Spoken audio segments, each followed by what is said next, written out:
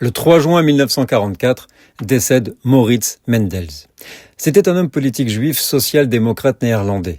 Maurits Mendels est né le 25 décembre 1868 à La Haye, aux Pays-Bas, dans une famille juive orthodoxe. Avocat, journaliste et poète.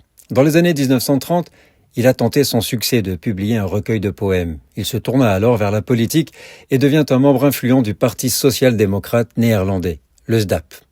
Le 10 mai 1940, l'Allemagne nazie envahit la France, les Pays-Bas, la Belgique et le Luxembourg. On estime qu'environ 140 000 juifs vivaient dans le pays, comprenant une majorité de juifs natifs des Pays-Bas et des milliers de réfugiés ayant fui l'Allemagne, l'Autriche et d'autres régions d'Europe à la montée du nazisme. Les Juifs représentaient une petite minorité de la population totale du pays, mais ils étaient particulièrement concentrés dans les grandes villes comme Amsterdam, qui comptait à elle seule environ 75 000 Juifs au début de la guerre.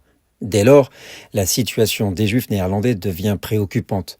Maurits Mendels, bien qu'ayant l'âge et la notoriété qui lui auraient permis d'essayer de se cacher, ne réussit pas à fuir. Conformément aux politiques antisémites d'exclusion et de déportation orchestrées par le régime nazi, il fut finalement arrêté puis déporté vers le camp de Theresienstadt, en Tchécoslovaquie. Dans ce lieu sordide, Maurits Mendels conserva son esprit critique jusqu'au bout. Un jour avant sa mort, il écrivit « Je préfère mourir en vieux lion courageux que vivre comme un chien vil et pitoyable. » Fin de citation. De nombreux détenus des camps ont laissé des écrits, poèmes ou lettres qui ont été sauvés par d'autres prisonniers survivants. Maurits Mendels, auteur et poète, écrivait régulièrement. Ces derniers mots ont été consignés et transmis à des survivants. Maurits Mendels mourut le 3 juin 1944 à Theresienstadt à l'âge de 75 ans, victime du système concentrationnaire nazi. Les historiens indiquent qu'il est mort en détention, des suites des conditions de vie imposées dans le camp d'internement.